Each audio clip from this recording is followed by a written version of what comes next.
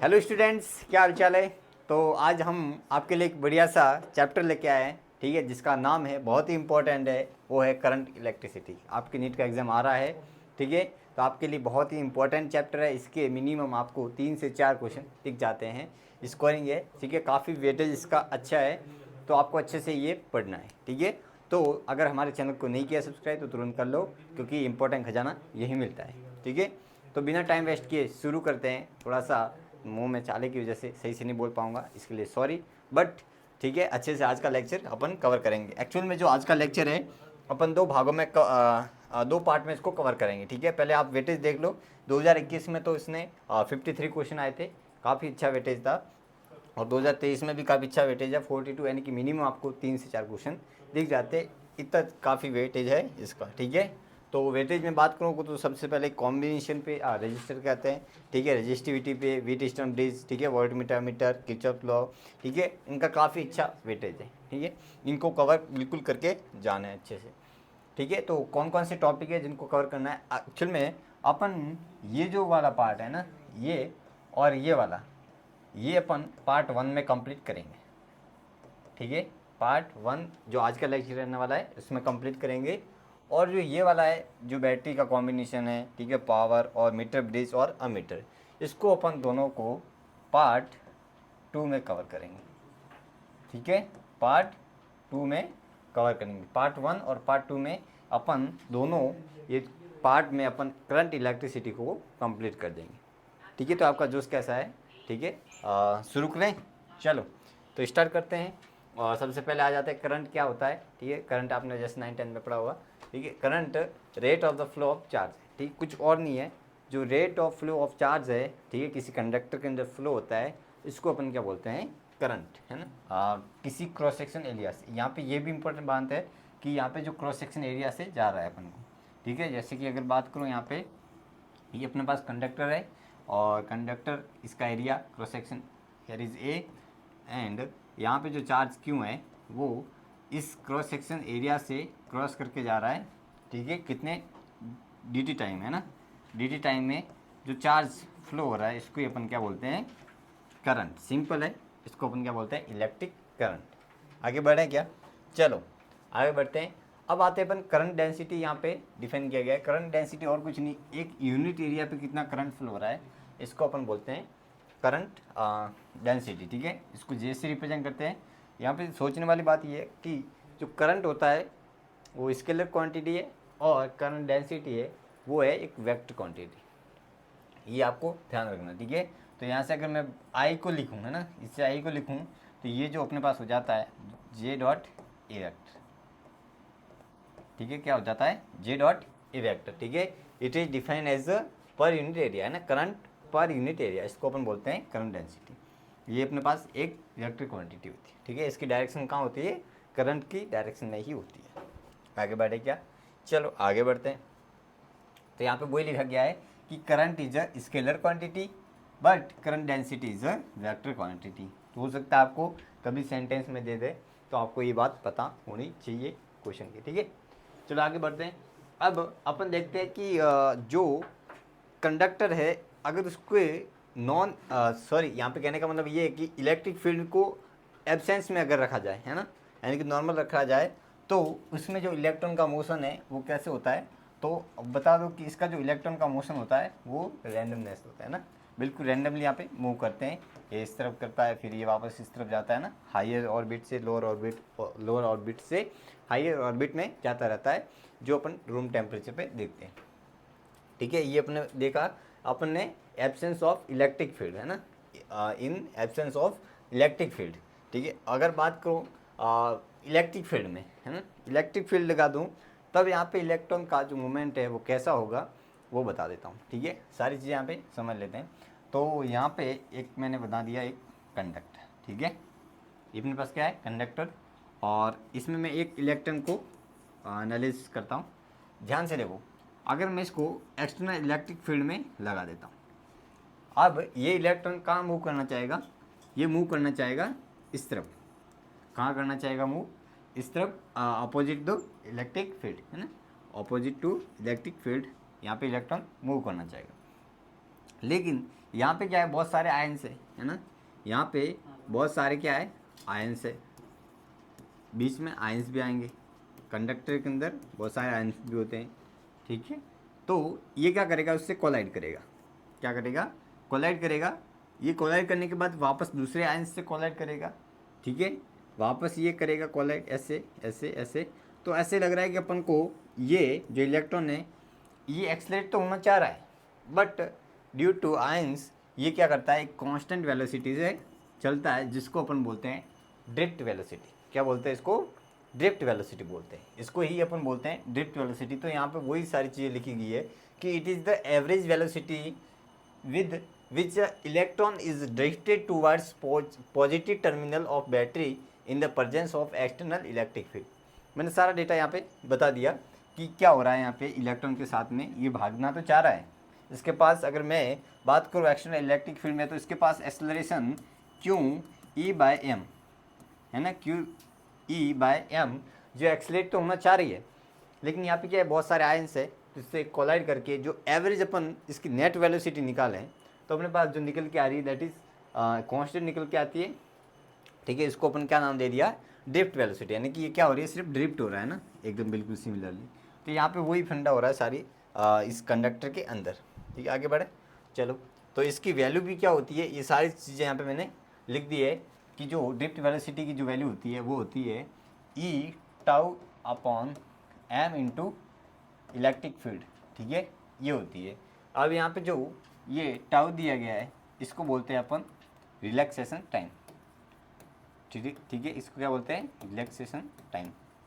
अब relaxation time क्या होता है वो बता देता हूँ कि जब कोई इलेक्ट्रॉन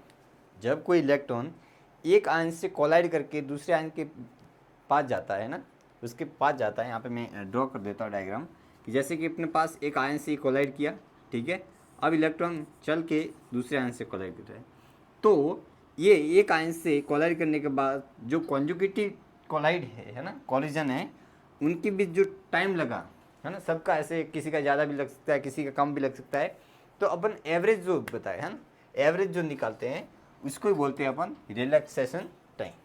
क्या बोलते हैं, टू कॉन्जिक्यूटिव के बीच में जो टाइम लगा उस इलेक्ट्रॉन को कितनी देर रहा, ठीक है, उसको ही बोलते हैं रिलैक्सेशन टाइम। तो यहाँ पे वही सारी चीज़ें लिखी है, और यहाँ पे कुछ टर्म्स भी निकल के आते हैं, रिलेशंस। तो ये जो फॉर्मूले यहाँ पे लिखे हैं सारे के सारे इंपॉर्टेंट है, जो कि आपको याद रखने हैं, इसका कोई दूसरा उपाय नहीं, आपको याद ही करने पड़ेंगे, ठीक है। इसके ऊपर भी सवाल आते हैं। तो यहाँ पे बात करो अगर इलेक्ट्रिक फील्ड और इलेक्ट्रिक डेंसिटी है ना, सॉरी करंट डेंसिटी के बीच में, तो अपने पास जो रिलेशन होता है that is J is equal to sigma into E. यहाँ पे सिग्मा है अपने पास कंडक्टिविटी है, ठीक है, कंडक्टिविटी, और रो दिया यहाँ पे जस्ट इसका रेसिप्रोकल होता है, उसको बोलते हैं अपन रेजिस्टिविटी, ठीक है, रेजिस्टिविटी है, सिग्मा इज ए कंडक्टिविटी। और इसका जो फॉर्मूला होता है वो अपने पास होता है N E square tau by M, ये आपको याद रखना है, और रो इसका जस्ट रेसिप्रोकल हो जाएगा। तो सारे ये फॉर्मूले, और यहाँ से अगर मैं बात करूँ तो ये जो अपने पास डेंसिटी निकल के आती है वी डी, और इसके बीच में रिलेशन होता है that is J is equal to N E V D, ठीक है। और यहाँ से अगर करंट की बात करूँ तो I upon A N E V D, तो यहाँ से आई की जो वैल्यू आती है that is N E A V D, ठीक है, N E A V D होता है। बात समझ में आ गई क्या, ठीक है। तो ये होता है number of electron per unit volume, यहाँ पे एन है, ठीक है, जो यहाँ पे स्मॉल एम है वो क्या है, यूनिट वॉल्यूम में कितने इलेक्ट्रॉन से जिनके नंबर है, ठीक है, इसको स्मॉल एन से रिप्रेजेंट किया गया। आगे बढ़े, चलो। तो ये सारे फॉर्मूला आपको याद करने हैं। अब यहाँ सारी चीज़ें यहाँ पे मैंने बता दी कि average time of this two successive collision, मैंने सारे रिलैक्सेशन के टाइम के बारे में सारे ये जो डिफाइन कर दिया। अब मेरा एक टॉपिक आता है दैट इज़ मोबिलिटी, ठीक है। मोबिलिटी कुछ और नहीं है, जो यूनिट इलेक्ट्रिक फील्ड में जो ड्रिफ्ट वेलोसिटी है, ठीक है, उसको बोलते हैं अपन मोबिलिटी, है ना। तो यहाँ पे वही है, इसकी वैल्यू पुट करोगे तो आपके पास ये आ जाएगा ई टाउ बाय एम, ठीक है, ई टाउ बाय एम यानी कि वी डी अपन ई, इसको बोलते हैं अपन मोबिलिटी। आगे बढ़ें, चलो। तो ये सारी चीज़ें लिखी गई है। अगर ग्राफ की बात करें और ओम्स लॉ कैसे डिफाइन किया गया था इससे, ठीक है, माइक्रोस्कोपिक ओम्स लॉ बोलते हैं इसको, क्योंकि ये सारी चीज़ें इलेक्ट्रॉन को अपन देख रहे हैं तो ये माइक्रोस्कोपिक है ना, माइक्रोस्कोपिक की लेवल पे है, ठीक है। तो इसलिए इसको बोलते हैं माइक्रोस्कोपिक ओम्स लॉ, ठीक है। और ये कैसे आता है, यहाँ से निकल के आता है ओम्स लॉ, ठीक है। जे की वैल्यू आप पुट कर दोगे, है ना, जे की value I upon A put कर दी, सिग्मा की वैल्यू यहाँ से पुट कर दी n E square tau by m, ठीक है। ई की वैल्यू आपने पुट कर दी, सारी चीज़ें यहाँ पे वैल्यू पुट करके, ई की वैल्यू ऐसे आप पुट कर दो, अपन ने पढ़ी थी वहाँ पे, है ना, सही लिखा है मैंने, ठीक है। तो यहाँ से आप पुट करोगे ई की वैल्यू वी अपॉन डी, है ना, डिस्टेंस जो भी है आप वी बाय डी कर सकते हो। तो यहाँ से जो आपके पास निकल के आता है ना, ये इस तरफ आ जाएगा, ये इस तरफ आ जाएगा। तो अपने पास जो निकल के आता है आई की वैल्यू, ये अपने पास आ गया एन ई स्क्वायर टाउ ए बाय एम डी और इनटू में वी, ठीक है। तो ये अपने पास जो आता है, ये अपने पास किसके इक्वल होता है, 1/r के इक्वल होता है। ये है, ये अपने पास 1/r के इक्वल है। तो अगर r की बात करूँ, है ना, लेंथ मान लेते l मान लेते हैं ना, d मानते नहीं, अपन l मान लेते हैं। तो r जो आता है निकल के, that is m l by n E square tau into A. और ध्यान से देखोगे तो आपको मैं एक बार दूसरा कलर चेंज करके लिख देता हूँ कि यहाँ पे ये r की वैल्यू रो l बाय ए, यहाँ पे पूरे के पूरे क्या है, ये रो है, ठीक है। ये सारी चीज़ें लिखी गई है। तो यहाँ से डेराइव करते हैं अपन ओम्स लॉ को। तो यहाँ से अगर मैं लिखूँ तो अपने पास I इज इक्वल टू आ जाएगा 1/r इंटू वी, तो V is equal to I R. ये माइक्रोस्कोपिक ओम्स लॉ है, बात समझ में आ रही है क्या, ठीक है। तो ये इसका ग्राफ ऐसे होता है, ठीक है। और ओमिक्स के लिए ये क्या होता है, लीनियर होता है बिल्कुल, क्योंकि यहाँ पे r कांस्टेंट है, इसकी स्लोप है, स्लोप, ठीक है। यानी कि अगर v वर्सेस i का ग्राफ लिखूं और इसकी जो ग्राफ की स्लोप है वो अपन को रेजिस्टेंस देता है, ठीक है। आगे बढ़ें, चलो। तो ये होता है। अब बात करते हैं रेजिस्टेंस की। तो रेजिस्टेंस के लिए मैंने फॉर्मूला भी जस्ट लिखवाया था, रो एल बाय ए, ठीक है। ये लेंथ पे डिपेंड करता है, जितना ज़्यादा लेंथ उतना रेजिस्टेंस ज़्यादा, जितना एरिया कम उतना रेजिस्टेंस ज़्यादा, ठीक है। इन्वर्सली है प्रोपोर्शनल। आगे बढ़ें। अब रजिस्टिविटी किस पे डिपेंड करती है, क्या ये लेंथ पे डिपेंड करती है, क्या ये एरिया पे डिपेंड करती है, तो बिल्कुल गलत बात है, ठीक है। आप गलत हो सकते हैं यहाँ पे, क्योंकि ये डिपेंड करती है मटेरियल पे, टेम्परेचर और मटेरियल पे डिपेंड करती है। अगर बात करूँ टेम्परेचर की, तो अपन ने फॉर्मूला पढ़ा था, दैट इज़ आर, ठीक है, फाइनल, है ना, न्यू मान लेते हैं, तो वो होती है 1 प्लस एल्फ़ा डेल्टा टी।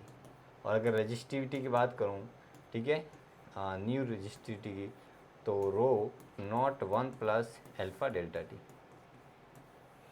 ठीक है। तो ये फॉर्मूले हैं, ये जो कि टेम्परेचर पे डिपेंड कर रहे हैं, यानी कि अगर टेम्परेचर चेंज कर दोगे तो यहाँ पे रजिस्टिविटी चेंज हो जाएगी। और रही बात मटेरियल की, तो मटेरियल पे डिपेंड करता है। तो यहाँ पे सारी चीज़ लिखी कि does not depends on material dimensions, यानी कि लेंथ एरिया पे डिपेंड नहीं करती है। और बात करो डिपेंडेंसी की, तो वो है टेम्परेचर पे और मटेरियल पे। मटेरियल कौन सा है और टेम्परेचर कितना दे रहे हैं अपन, ठीक है। तो टेम्परेचर पे डिपेंड करती है और मटेरियल पे। तो इस टाइप के सवाल आते हैं, ठीक है, थ्योरेटिकल सवाल भी आते हैं। तो आपको जो ये मेन पॉइंट बता रहा हूँ वो आपको बिल्कुल ध्यान में रखने, है ना, ये सारे पॉइंट ध्यान में रखने। सवाल यहीं से बनते हैं, ठीक है। आपको बाहर से कई सवाल नहीं देंगे, सवाल यहीं से बनाएंगे। ईजी बनाते हैं, कोई ज़्यादा टफ नहीं, बस आपको कंसंट्रेट होके पढ़ना है। आगे बढ़ें, चलो। तो ये सारे मैंने पॉइंट इंपॉर्टेंट थे वो बता दिए।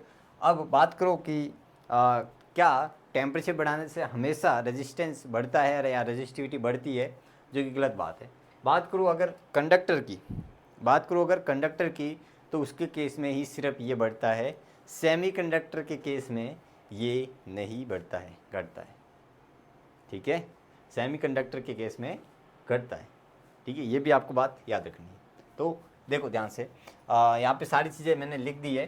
कंडक्टर के केस में resistivity increase in temperature, because increase in temperature relaxation time decrease, है ना, रिलैक्सेशन टाइम डिक्रीज, क्योंकि यहाँ पे वही सारी चीज़ें लिखी गई थी। देखो यहाँ पे फॉर्मूले भी मैंने लिखाए थे इस रो का, ये इन्वर्सली प्रोपोर्शनल है और यहाँ पे एन है ना। यहाँ मैं एक बार वापस बता देता हूँ, हाँ यही लिख रहा था मैं। तो ये था अपने पास m अपॉन एन ई स्क्वायर टाउ, ठीक है, सही लिखा है अपना फॉर्मूला। तो यहाँ पे ध्यान से देखो, रिलैक्सेशन टाइम जैसे ही कम हुआ, क्यों, आप टेम्परेचर इंक्रीज करोगे तो जो इलेक्ट्रॉन का मूवमेंट है वो इंक्रीज हो जाएगा, है ना, स्पीड है वो इंक्रीज हो जाएगी। और इंक्रीज हो गई स्पीड तो आप देखोगे कि टू सक्सेसिव कॉलिजन के बीच में जो टाइम लग रहा है वो कम लगेगा ऑब्वियसली, ठीक है, फास्ट चलेगा, तो एक आयन से दूसरे आयन के पास में जाने में टाइम ऑब्वियसली कम लगेगा। तो इन द केस अपने पास जो रिलैक्सेशन टाइम है वो डिक्रीज हो जाता है, तो ये अपने पास रो की वैल्यू क्या हो जाएगी, डिक्रीज हो जाएगी, क्योंकि ये क्या है, इन्वर्सली प्रोपोर्शनल है ना, इन्वर्सली प्रोपोर्शनल है। ये सारी चीज़ें यहाँ पे डी है। लेकिन अगर बात करें अगर बात करें सेमीकंडक्टर की, तो दोस्तों सेमीकंडक्टर के केस में क्या होता है, फॉर्मूला वही है, फॉर्मूला वही है प्यारे बच्चों, बस देखने वाली बात है। यहाँ पे बहुत सारे बच्चों को नहीं पता होता है, ठीक है, क्या पता नहीं होता है, यहाँ पे भी टो घटता है, यहाँ पे भी टो घटता है, रिलैक्सेशन टाइम बिल्कुल घटेगा, क्योंकि टेम्परेचर बढ़ाएंगे, चाहे सेमीकंडक्टर हो या कंडक्टर हो, ऑब्वियसली टाइम तो घटेगा ही, स्पीड बढ़ेगी तो टाइम कम लगेगा, ये तो अपन काइनेमेटिक्स में पढ़ के आए अच्छे से। लेकिन ऐसा क्या है कि यहाँ पे ये रेजिस्टिविटी घटती है, तो आपकी जानकारी के लिए बता दूं मैं कि यहाँ पे एक और फैक्टर है, there is a an, what, surprising, यहाँ पे बहुत बड़ी बात कह दी मैंने, ये यहाँ पे जो ये एन है, अरे यार कलर चेंज हो जा भाई, वाई वाई बिहेव लाइक, चलो ये रेड कर देते हैं, अरे रेड मज़ा नहीं आता, चलो कोई बात नहीं, हरी करे सो हेत। तो यहाँ पे एन है जिसको बोलते हैं अपन number of electron per unit volume, है ना, number of electron per unit volume, जो कि कंडक्टर के सेमीकंडक्टर के अंदर है, वो कुछ और नहीं, वो टो के कंपैरिजन में बढ़ जाते हैं, जितना टो घटता है, रिलैक्सेशन टाइम घटता है, उससे कई गुना ज़्यादा तो एन की वैल्यू बढ़ जाती है, क्योंकि आपको पता है कि सेमीकंडक्टर के अंदर क्या होते हैं, होल्स और इलेक्ट्रॉन के पेयर होते हैं। तो जैसे ही आप टेम्परेचर दोगे, वो इलेक्ट्रॉन क्या कर देगा, यहाँ से जो अपने पास कंडक्शन बैंड है ना, सॉरी वैलेंस बैंड है, उससे एनर्जी लेके कहाँ पे चला जाता है, वो कंडक्शन बैंड में चला जाता है कि नहीं। तो वहाँ पे होल और इलेक्ट्रॉन के पेयर बढ़ गए, ये होल और इलेक्ट्रॉन के पेयर बढ़ गए, तो इन दिस केस अपन कह सकते हैं कि यहाँ पे नंबर ऑफ जो इलेक्ट्रॉन है ना, इन सेमीकंडक्टर विल इंक्रीज। यहाँ पे भी टू घट रहा है, लेकिन उनके कंपैरिजन में, ठीक है ना, उनके कंपैरिजन में एन ज़्यादा बढ़ रहा है। तो ओवरऑल अगर इसका कंक्लूजन निकालो मैं, तो यहाँ पे जो रो आता है वो एक्चुअल में क्या होता है, डिक्रीज होता है, क्योंकि एन बढ़ेगा, इन्वर्सली है, तो रो डिक्रीज होता है, ठीक है। तो करंट भी बहुत बढ़ जाता है, ठीक है। तो यही बात है कि टेम्परेचर बढ़ाओगे तो करंट बढ़ जाता है, किसके केस में, सेमीकंडक्टर के केस में। और बात करो अगर कंडक्टर की, तो उसके केस में अगर टेम्परेचर बढ़ाता हूँ तो करंट डिक्रीज होता है, रेजिस्टिविटी या रेजिस्टेंस बढ़ता है। मैंने इसको बिल्कुल डेप्थ में जाके इसको डिस्क्राइब कर दिया, अब इसमें कोई डाउट नहीं रहना चाहिए आपको, ठीक है। चलो आगे बढ़े क्या, आ जाओ। तो अब बारी आती है सवालों की, ठीक है। जितना पढ़ना था, जितना अपन को बोलना था वो बोल दिया, अब अपन सवाल करते हैं। सवाल कैसे करेंगे, बिल्कुल एकदम ट्रिकी से, अपन को टाइम वेस्ट करना है नहीं। क्या दिया गया है, a current of 2 ampere through a wire of cross sectional area 25 mm², अपन को एरिया दिया है, ठीक है। नंबर ऑफ फ्री इलेक्ट्रॉन दे दिए इन क्यूब, है ना, क्यूब मीटर, यानी कहने का वही है, स्मॉल एन दिया है अपन को। और क्या दिया, ड्रिफ्ट वेलोसिटी ऑफ इलेक्ट्रॉन, और क्या पूछा गया है बताओ, हाँ यही पूछा है अपन को, वी डी पूछा गया है, एन दिया है, ठीक है। और क्या दिया है, current wire cross section area, हाँ जे दिया गया है। आपको पता होगा कि J is equal to N E V d, J आपको दिया है, एन दिया है, ई अपन को पता है, वी डी निकाल दो, बिल्कुल फॉर्मूला बेस्ड था, 2023 का सवाल है, ठीक है। अगर आप नहीं करके आए तो आपको वो फिर देख लो, आप धिक्कार है, समझ रहे हो ना क्या कह रहा हूँ मैं। चलो कोई बात नहीं, इसका आंसर निकालोगे तो 25 आंसर निकल के आ जाएगा। आगे बढ़े क्या, हाँ अब आते हैं वीडी पे। क्या बोला है कि drift velocity of electron for conductor connected in electric circuit is VD. The conductor is now in replaced by another conductor with the same material and same length but double the cross section area. The applied voltage remains same, है ना, voltage same है. The new drift velocity वैसे इसका answer बता दूं, drift velocity change नहीं होगी, VD ही रहेगी। यहाँ पे सारी चीज़ें मैंने लिख दी है, क्योंकि आप ध्यान से देखो ये दैट इंडिपेंडेंट ऑफ एरिया आ रहा है, तो एरिया से कोई मतलब नहीं है। देख लो आपके फॉर्मूला ही काफ़ी है इसके लिए, बिल्कुल फॉर्मूला बेस्ड था कि यहाँ पे जो फॉर्मूला है वीडी, तो ये एरिया पे डिपेंड नहीं कर रहा है। तो आप एरिया बढ़ाओ घटाओ कुछ भी करो, ठीक है, बोरी भर के लेके जाओ, कोई दिक्कत नहीं, लेकिन चेंज नहीं होगा वीडी। तो इसका आंसर वीडी ही रहेगा। अरे बात समझ में आ गई क्या? How the juice. ठीक है, आगे बढ़ाएं, चलो। तो अब देखो ये कुछ सवाल दिए गए, the drift velocity of electron decrease with, ये आपके लिए होमवर्क दे देता हूँ, है ना, ये आपके लिए होमवर्क।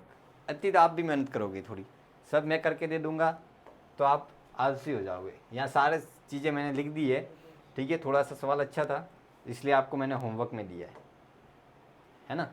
अब आते हैं सवाल 2023 का सवाल है, 30 जनवरी का है। क्या बोला गया है कि the charge flowing in the conductor changes with the time, where is the band या constant minimum value of the current. जब भी इस टाइप के सवाल आए मैक्सिमम मिनिमम के, वैसे मैंने तो कई बार बताया हुआ बच्चों को कि इस टाइप के कंसेप्ट क्या लगाते हैं मैक्सिमम के लिए, मैंने आपको बार बार बता रहा हूँ और अभी भी बता देता हूँ कि इस टाइप का जब भी सवाल आए मैक्सिमम मिनिमा का, तो मैं ये बता रहा हूँ क्या करना है आपको, सबसे पहले उसको डिफ्रेंशिएट करना है। जैसे कि यहाँ पे क्या दिया है, चार्ज दिया है, क्या निकालना है अपन को, करंट निकालना है, ठीक है। तो पहले तो करंट निकालो और करंट की मिनिमम वैल्यू निकालनी है ना, जिसकी मिनिमम वैल्यू निकालनी है पहले वो अपन को फाइंड करना है। तो करंट होता है अपने पास dq/dt। तो पहले तो मैं करंट तो लिख दूँ, तो एल्फा माइनस ये इसको करेंगे बीटा, 2 बीटा है ना, 2 beta t plus 3 gamma t square. सही लिखा मैंने करंट, ऑब्वियसली सही लिखा। अब मैं क्या करूँगा, बहुत सारे बच्चे क्या कर देते हैं इस सवाल में, ठीक है, देखने में अपन को सिंपल लग रहा है लेकिन मेजर स्टूडेंट इसमें गलती कर दी होगी।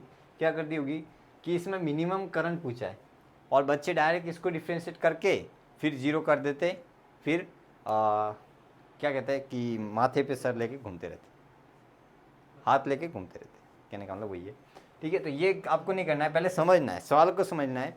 बहुत सारे बच्चे ठीक है, अपन को लगने में इजी लग रहा है ना, तो क्या होता है कि एक्साइटमेंट होता है, अरे इजी सवाल फटाफट कर दूंगा, लेकिन आपको पता है कि वहीं जहाँ आपको पता ही है कि जहाँ रोड गोलियाँ दी होती है ना मछलियों को, वहाँ पे जाली भी नीचे होती है, यानी कांटा भी होता है इस गोली। तो इस टाइप का ही आपको लालच दिया होता है, एंटी वाले देते हैं, तो आपको इस लालच में, इस जाली में नहीं फंसना है ना, ट्रैप में नहीं फंसना है, ये मैं कहना चाह रहा हूँ, ठीक है। तो यहाँ पे वही है कि आपको पहले तो करंट निकालना है, फिर इस करंट का करो, क्या करो, करंट का टाइम के रेस्पेक्ट में डिफ्रेंशिएट करो, यही तो करना पड़ेगा। तो यहाँ पे मैंने फिर ये किया तो ये अपने पास हो गया -2 बीटा और ये हो गया 6 गामा टी, और इसको फिर जीरो करो, तो यहाँ से जो टाइम निकल के आया, ठीक है, टाइम बहुत बलवान है, तो ये आ जाएगा अपने पास 2 बीटा अपॉन 6 गामा, तो ये beta upon 3 gamma, I think ये टाइम आ गया। अब ये वही टाइम है जहाँ पे करंट क्या है, मिनिमम है, क्योंकि एक ही वैल्यू आ रही है टाइम की और मिनिमम अपन को पूछा है, तो ये वही टाइम है जहाँ पे करंट मिनिमम है। बस कुछ और नहीं करना है, ये जो टाइम आया, ये जो सबका टाइम आता है आपका भी आएगा, ये जो टाइम आया ये बस वापस करंट को दे दो और जहाँ जहाँ टी लिखा है उसमें पुट कर दो।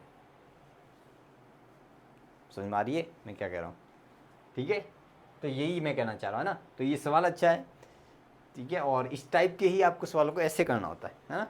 मैंने भी ये बहुत सारे इस टाइप के सवाल किए थे मेरी टाइम में, और मैं भी इस टाइप के सवाल देख के, इजी देख के मैं एक्साइटेड हो जाता था और वही वापस, ठीक है, ट्रैप में फंस जाता था जैसे आप फंसते हो, है ना, डेली।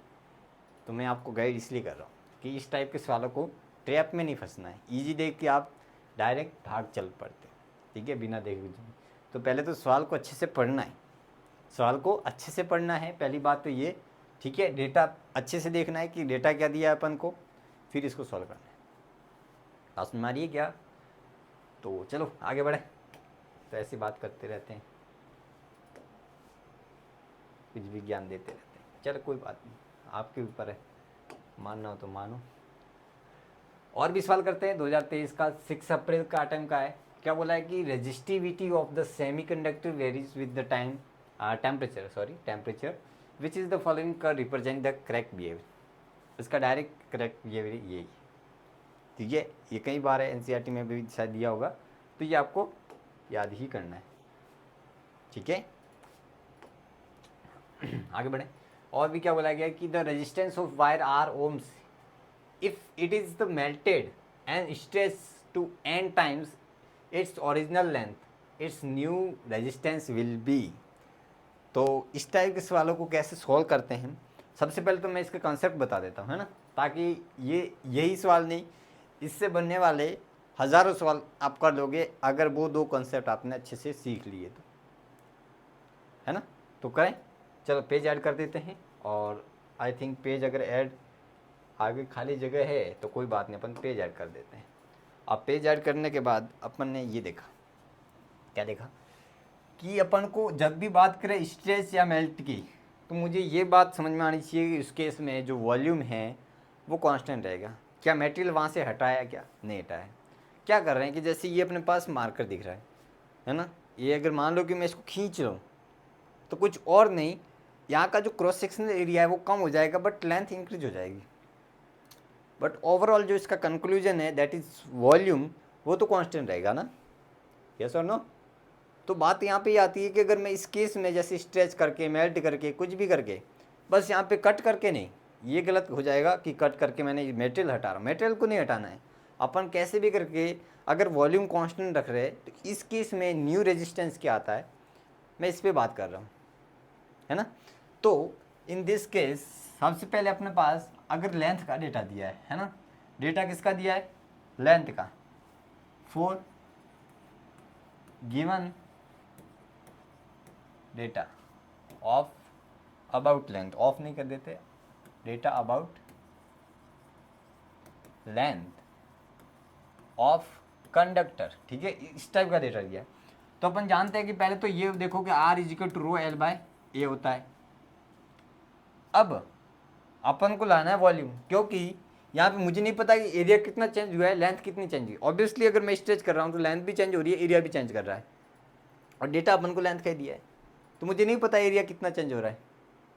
तो एक तो ये है कि आप वॉल्यूम कांस्टेंट करके आप डायमेंशन निकाल दो कि एरिया इतना चेंज हुआ, जो न्यू आया एरिया वो ये आया, लेंथ ये आई, फिर रख दो वैल्यू, ये भी कर सकते हो। दूसरा अपन को सिंपल मेथड बताऊं तो आपको कुछ और नहीं करना है, मैं क्या कर देता हूँ, कलर चेंज करके लिख देता हूँ यहाँ पे ताकि आपको याद रहेगा। ऊपर में एरिया से, सॉरी माय मिस्टेक, ऊपर लेंथ से नीचे लेंथ से मल्टीप्लाई कर दिया, ऊपर एरिया और लेंथ से मल्टीप्लाई किया तो अपने पास नीचे वाली जो चीज़ है, चीज़ वो क्या बन गई, ये वॉल्यूम बन गई भैयो। अरे बात समझ में आ गई क्या, ये वॉल्यूम बन गई। तो अब तो मैं लिख ही सकता हूँ rho L square by volume, और आपको भी पता है रो कांस्टेंट है, वॉल्यूम कांस्टेंट है, तो जो रेजिस्टेंस है वो पूरा का पूरा किस पे डिपेंड करता है, लेंथ पे। जो डेटा दिया है वही अपने पास है, सारी चीज़ें है कि नहीं। अरे हाँ ना बोलो यार, कहाँ सो रहे हो, ठीक है। तो यहाँ पे सिंपल सा ये पता चल रहा है कि जो लेंथ के स्क्वायर के प्रोपोर्शनल है। अब आपको स्ट्रेच करके कुछ भी दे दे कि स्ट्रेच करके मैंने लेंथ को n टाइम कर दिया, वो कर दिया, वो कर दिया, लिख दो, डायरेक्ट लिख दो, ये इजी है, बस में आई, ठीक है। इस टाइप के, ठीक है, इस टाइप के जो सवाल है किसको कैसे सॉल्व करना होता है ये, और इस टाइप के क्वालिटी एजुकेशन के लिए हमारे चैनल को सब्सक्राइब जरूर करना है, पहली बात, ठीक है। तो इस टाइप की मैं सवाल को कराता हूँ, और मेरा जो प्रोसेस रहता है सवाल करने का वो ऐसा ही रहता है ना, आपने देखा भी होगा लास्ट लेक्चर्स में। तो यही है, आगे बढ़े, चलो। अब ये तो अपन को डेटा दिया था लेंथ का, अब दूसरा डेटा है एरिया का। एरिया के लिए क्या करेंगे, तो पेज ऐड कर देते हैं। Second thing that area, if given data about area, ठीक है, राइटिंग को ज़्यादा तवज्जो मत देना, ठीक है, ऐसी ही है बचपन से, शक्ल के अकॉर्डिंग। आगे बढ़ते हैं। तो अपन को पता है formula is rho L by A है, आप भी जानते, मैं भी जानता हूँ, लेकिन आप ये नहीं जानते कि इसको सॉल्व कर रहे। मैं जानता हूँ कि इसको सॉल्व कैसे करते। तो बात ये है कि जैसे यहाँ पे मैंने ऊपर मल्टीप्लाई किया था, किससे मल्टीप्लाई किया था? गुलाबी कलर ले लेते अपन, सबका फेवरेट गुलाबी, ठीक है, पिंक कलर। तो वो नीचे सॉरी नीचे एरिया से ऊपर भी एरिया से मल्टीप्लाई कर देते हैं, ठीक है। इधर ध्यान दे दो। तो अपने पास ये हो जाएगा, देखो ध्यान से, कि यहाँ पे ये जो लेंथ और एरिया है ये क्या बना दिए, बहुत ही सरप्राइज, जो कि अपन को पता चल गया वॉल्यूम, नीचे एरिया का स्क्वायर बन गया। तो वही बात जो अपन को लाना चाह रहे थे, दैट इज एरिया का स्क्वायर। तो इस टाइप के जो सवाल है ना इवन इस टाइप के सवाल फिजिक्स में बहुत सारे कंसेप्ट है ना, बहुत सारे ऐसे सवाल है, सवाल तो हजारों हैं। मेन चीज़ आपको कंसेप्ट सीखनी है, प्रोसेस सीखना है, अप्रोच सीखना है। अप्रोच फिजिक्स के लिए बोला जाता है कि आपको सवाल को अप्रोच करना आना चाहिए, जो कि मैं आपको बता रहा हूँ ऐसे कि अप्रोच कैसे करना होता है ना। सवाल तो हजारों मिल जाएंगे, कितने, मतलब आप, अगर मैं बता रहा हूँ, दिन के अगर 100 भी घंटे होते तो भी करते रहोगे ना तो भी थक जाओगे, तब भी ख़त्म नहीं होंगे। लेकिन कंसेप्ट आपको पता है तो किसी भी टाइप का सवाल आ जाए, ये जो मैं इस टाइप का कंसेप्ट बता रहा हूँ, ये जो अप्रोच बता रहा हूँ, न सिर्फ इस चैप्टर में ही है, फिजिक्स के जितने भी चैप्टर है सब में ऐसे ही है।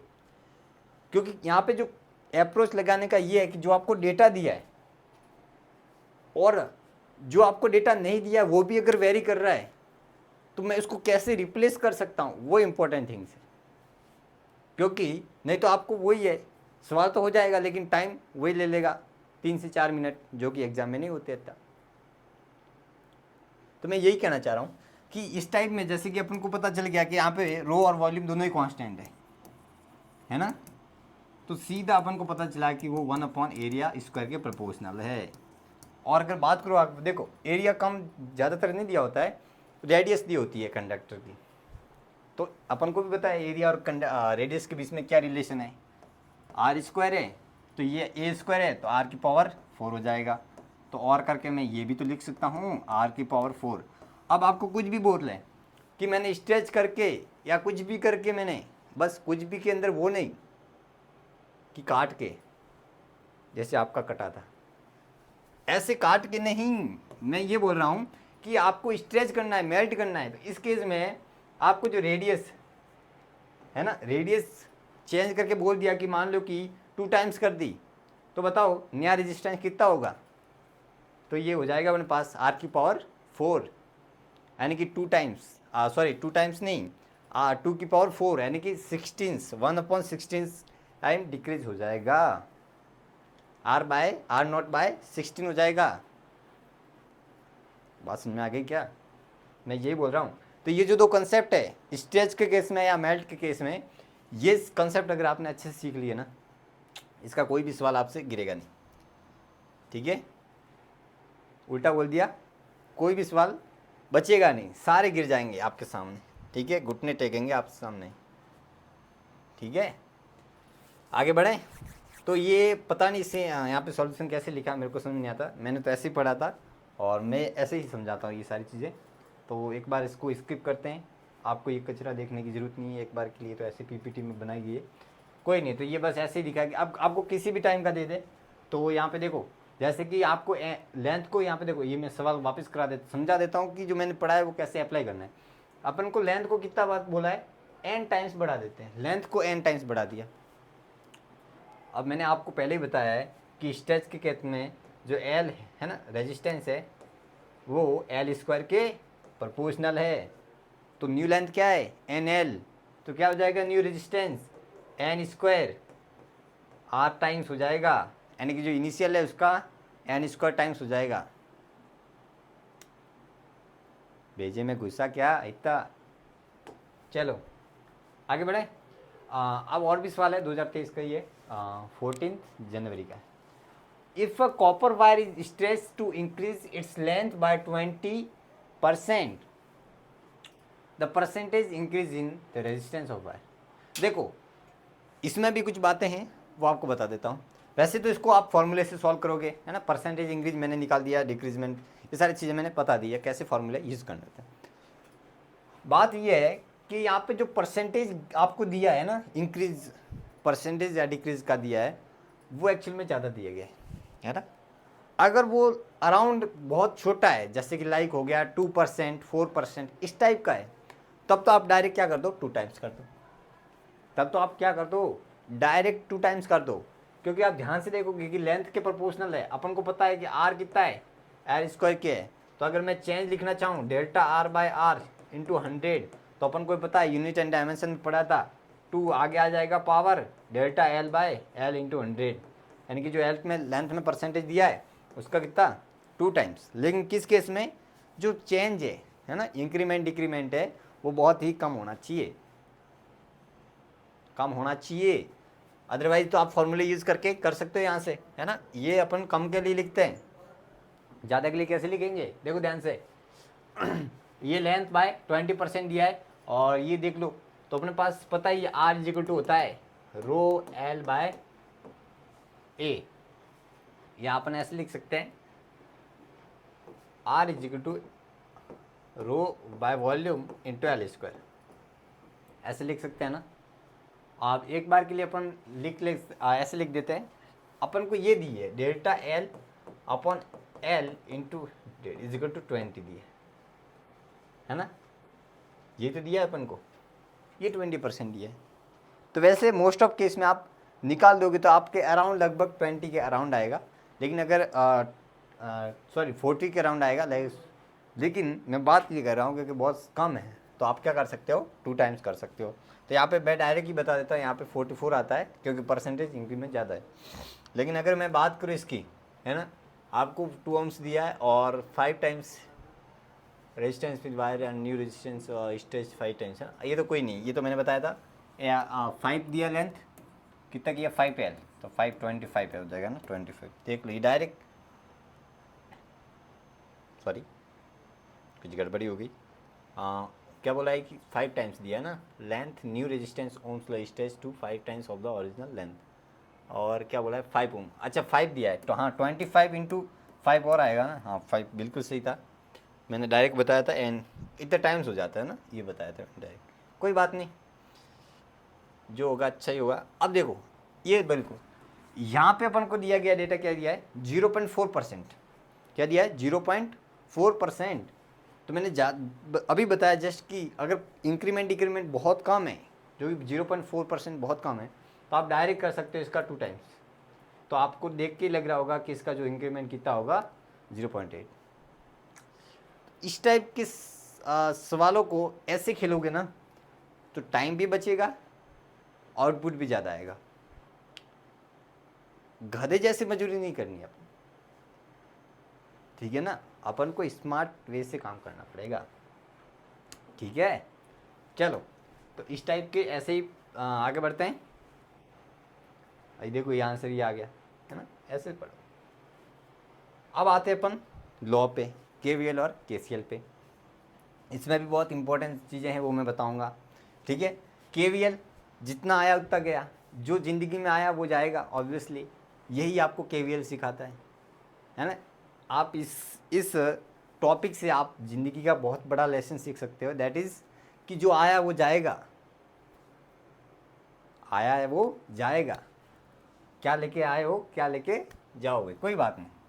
तो यहाँ पे वही है कि जितना करंट आ रहा है उतना करंट जाएगा। सिंपल वे में समझें केवीएल को, तो यही बोला गया है। अपन को कॉम्प्लिकेटेड लैंग्वेज नहीं समझनी, जितना हो सके इजी वे में समझो, और मैं ऐसे ही समझाता हूँ, ठीक है। तो जितना करंट आया, कितना आया current, I1 plus I2 plus I3, कितना गया I5 प्लस I4, सिंपल लिख दिया, मिल गई तसल्ली। चलो, तो अब यही है। अब बात करें वोल्टेज की, वोल्टेज लॉ की, है ना, ठीक है। और ये जो केवीएल है वो चार्ज कंजर्वेशन पे डिपेंड प्रिंसिपल पे वर्क करता है। Here is a KVL, sorry KCL charge पे, और केवीएल एनर्जी कंजर्वेशन पे डिपेंड करता है, प्रिंसिपल पे वर्क करता है। दोनों को ही आपको समझ में आना चाहिए, ठीक है। तो ये आपको मोटा मोटा कुछ दिया गया है, तो इसमें कुछ बातें बताना चाह रहा हूँ। वो आप समझ लो। अब बात करें लूप की, किसकी बात करें? लूप की। आपको देख के लग रहा होगा कि इसमें अपन बहुत सारे लूप बना सकते हैं। ये 1 2 3 4 5 6 7 8 9 ऐसे बहुत सारे कॉम्बिनेशन बन सकते हैं। क्या ये वैलिड है क्या कॉम्बिनेशन? तो मैं कहूँगा बिल्कुल गलत है। क्यों? क्योंकि आपने जो इक्विपमेंट है यहाँ पे, लाइक रेजिस्टेंस हो गया, बैटरी हो गई, और भी हो गए, वो तो आपने यूज़ कर लिए ना। वापस लूप में क्यों यूज़ कर रहे हो? या यूज़ भी कर लिए तो कम से कम एक तो रखो जो बच रहा है। इतना अन्याय क्यों कर रहे हो इस सर्किट के साथ? मैं यही कहना चाह रहा हूँ कि लूप वही एग्जिस्ट करेंगे, लूप वही एग्जिस्ट करेंगे, उतने ही बनेंगे जिसमें मिनिमम एक इक्विपमेंट अनयूज्ड हो, जो यूज़ नहीं किया गया हो, वो लूप माना जाएगा। अदरवाइज़ नहीं माना जाएगा कि आपने सारे इक्विपमेंट पहले लूप में यूज़ कर लिए हैं, वो आ गए, इक्वेशन बनाने में काम आ गए, तो आप यहाँ पे you can't any loop exist in this circuit. Okay, कुछ समझ में आया क्या? ठीक है, तो यही मैं कहना चाह रहा हूँ। तो आप कोई भी ऐसा लूप एग्जिस्ट नहीं करा सकते। आगे बढ़े, चलो। तो यही कहना चाह रहा हूँ। तो यहाँ पे इक्वेशन कैसे बनाते हैं, इस पर भी पेज ऐड कर देते हैं। पेज ऑलरेडी अपने पास है, कोई दिक्कत नहीं, तो यही लिख देते हैं। देखो, कहीं पे अपन बहुत सारे स्टूडेंट्स को यही गलती कर लेते हैं कि पॉजिटिव लेना है, नेगेटिव लेना है, क्या करंट लेना है, पॉजिटिव रेजिस्टेंस पे नेगेटिव।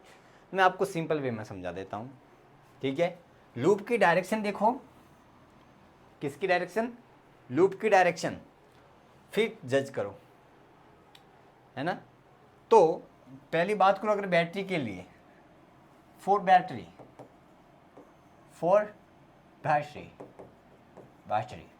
ओके। अगर मैं बैटरी की बात करता हूं, तो मान लो कि यहाँ पे पॉजिटिव और नेगेटिव अपन को पता है टर्मिनल होते हैं, यहाँ पे भी पॉजिटिव नेगेटिव होते हैं टर्मिनल। अरे हाँ ना, बता दो यार, ठीक है, ये दो होते हैं टर्मिनल। अब लूप को मैं थोड़ा सा डायरेक्शन के साथ बता देता हूँ कि अगर लूप इस डायरेक्शन में जा रहा हूँ, लूप को मैं इस डायरेक्शन में जा रहा हूँ, तो आप ध्यान से देखो मैं कहाँ से कहाँ जा रहा हूँ, पॉजिटिव से नेगेटिव की तरफ जा रहा हूँ। मैं पहले पॉजिटिव था, अब नेगेटिव हो गया, मेरा क्या हो गया? लॉस हो गया ना, मेरे माइंड का लॉस हो गया। ये भी टॉपिक आपके लाइफ लेसन सिखा, और ऐसे ही मैं सिखाता रहूँगा आपको, ठीक है। फिजिक्स सिर्फ सब्जेक्ट नहीं है, फिजिक्स इमोशन है, लाइफ लेसन है, ठीक है। मोटिवेशन स्पीकर है जो आपको लेसन देती है, ठीक है, आपके जीवन के। तो यही बताना चाह रहा हूँ कि अगर आप पॉजिटिव से नेगेटिव की तरफ जा रहे हो तो ऑब्वियसली आपका लॉस हो रहा है, तो यहाँ पे अपन क्या लेंगे? Negative EMF. और ईएमएफ अगर आपको समझ में नहीं आएगा अभी, जैसे कि अपन सेकंड लेक्चर में पढ़ेंगे, इसमें नेगेटिव वोल्टेज लिख देते हैं ना, नेगेटिव लिखना है आपको, मैं बता देता हूँ। और यही बात करो, अगर नेगेटिव से पॉजिटिव जाता हूँ, पहले मैं नेगेटिव था, देख लिया मैंने संदीप महेश्वरी को, पॉजिटिव हो गया, कुछ तो भला होगा, कुछ तो करेगा तू, है ना, भले एक ही पेज पढ़ ले, भला हो गया ना। तो यही बात है। तो यहाँ पे क्या लिखेंगे? पॉजिटिव पोटेंशियल, है ना। तो मैं आपको ऐसी ट्रिकों के साथ पढ़ाता हूँ। अब बात करूँ मैं करंट की, है ना, रेजिस्टेंस की। इस केस में अपन कैसे करेंगे? ये तो आपने बता दिया सर कि बैटरी के केस में तो ऐसे लिखना है।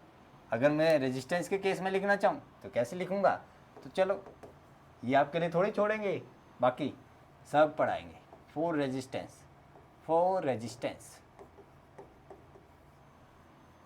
तो देखो, जैसे मान लो कि ये रेजिस्टेंस है, that is R1, here is R1 and current flow in direction, in this direction, ठीक है। Suppose current flow in this direction. तो इस केस में अपन को वोल्टेज पॉजिटिव लिखना है, नेगेटिव लिखना है, वो। तो सबसे पहली बात तो आपको पता है कि current always flow towards highest potential to lowest potential, we already know that. तो यहाँ पे यही मैं कहना चाह रहा हूँ कि यहाँ पे हाईएस्ट से लो की तरफ जा रहा है, यानी कि अगर मैं लूप में ऐसे, मैं यहाँ पे कलर चेंज कर देता हूँ, आपके लिए पिंक फेवरेट कलर लगा दिया मैंने, ठीक है। तो यहाँ पे अगर मैं बात करूँ यहाँ से हाईएस्ट से लो की तरफ जा रहे हैं, तो ऑब्वियसली जो वोल्टेज आएगा -IR1 लिखोगे कि नहीं भाई, यही तो लिखना पड़ेगा। पोटेंशियल डिक्रीज हो रहा है, करंट की डायरेक्शन में अगर आप जा रहे हो, आपको पता है कि करंट की डायरेक्शन में जा रहे हो और करंट खुद हाईएस्ट से लोअर की तरफ जा रहा है कि नहीं। तो बात समझ में आ गई, मैं यही कहना चाह रहा था। तो ये यहाँ पे माइनस का आ जाएगा, जस्ट इसका ऑपोजिट केस बच्चों, हेक्टिक नहीं होना यहाँ पे, just opposite case.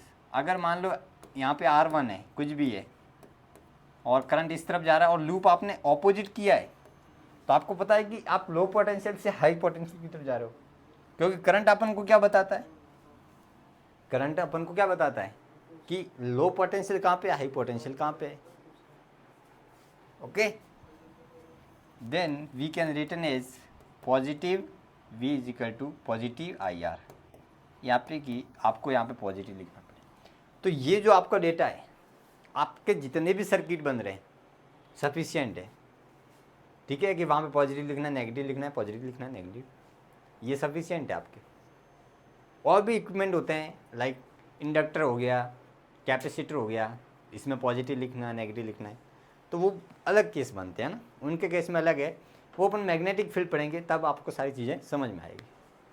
But in this case इतना काफ़ी है। तो अब ऐसा कोई सर्किट नहीं जो आप लिख नहीं सकते। ओके।